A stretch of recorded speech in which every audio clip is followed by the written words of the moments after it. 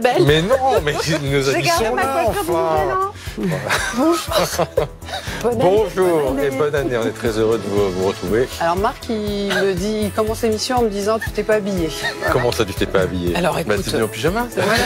C'était un peu l'idée. Elle a gardé ta tenue. Elle a gardé sa veste de ski. De montagne. J'ai gardé ma coiffure du Nouvel An. On a tout changé dans ce studio. Bon, ouais, on a ramené le bois du chalet savoyard. Voilà.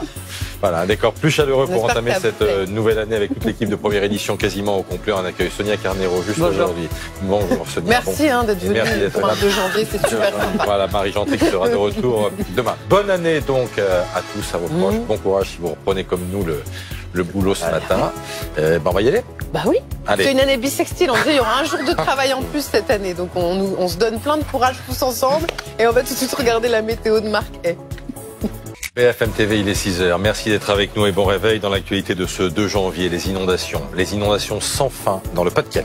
Les pluies entraînent une nouvelle montée des eaux. Ça fait des semaines que les crues pèsent sur le moral des habitants du Pas-de-Calais. Cédric Fesch, le reporter de première édition, nous attend sur place dans un instant. L'enquête sur l'agression d'une petite fille de 7 ans dans les jardins du Trocadéro à Paris. Ça s'est passé dans la nuit de samedi à dimanche. Un Afghan de 25 ans en état d'ivresse a embrassé l'enfant. Son père a maîtrisé l'homme avant d'appeler la police. L'alerte au tsunami est levée au Japon. L'alerte maximale avait été décrétée après un séisme de 7,6. Le bilan grimpe ce matin à au moins 30 morts.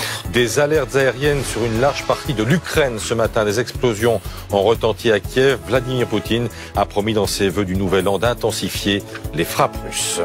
Vos rendez-vous dans première édition, comme d'habitude, 7h-10, Mathieu Prassando pour l'édito.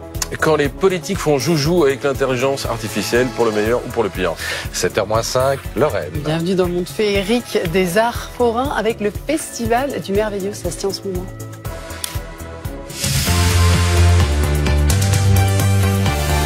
BFM TV première édition. Adeline François, Christophe Delay.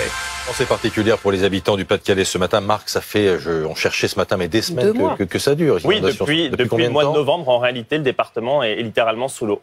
Et Cédric Fesch, le reporter de première édition, est à Hambourg, qui fait partie de ces communes dont on parle beaucoup depuis novembre. Où en est-on, Cédric? Ça monte?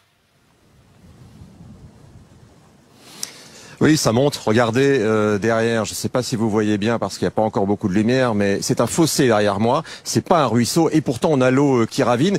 J'ai fait le tour avec le maire là que je rejoins sous la pluie parce que la pluie est tombée quasiment sans discontinuer depuis hier soir sur le nord et le Pas-de-Calais.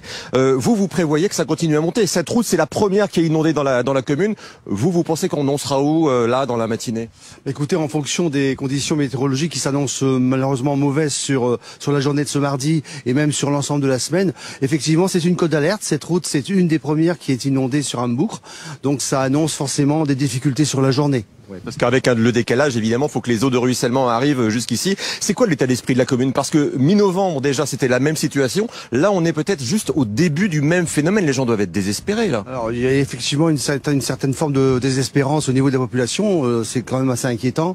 C'est récurrent. On a été 4 fois envahis par l'eau sur les phénomènes de novembre. L'an dernier, à la même époque, en janvier 2023, nous avions déjà été inondés. Et puis, il y a des gens, ils veulent déménager, quoi. Alors, il y a effectivement cette notion de vouloir partir parce que il faut trouver une solution pérenne sur les mois à venir, voire les années à venir. Mais on ne peut pas rester, je le disais hier soir sur votre antenne d'ailleurs, on ne peut pas rester à vivre avec l'épée de Damoclès sur la tête constamment dès que la première goutte de pluie tombe. Donc effectivement, les gens sont pas résignés, mais restent très très vigilants et inquiets. Bon, on se retrouve tout à l'heure. On verra si l'eau continue à monter ici.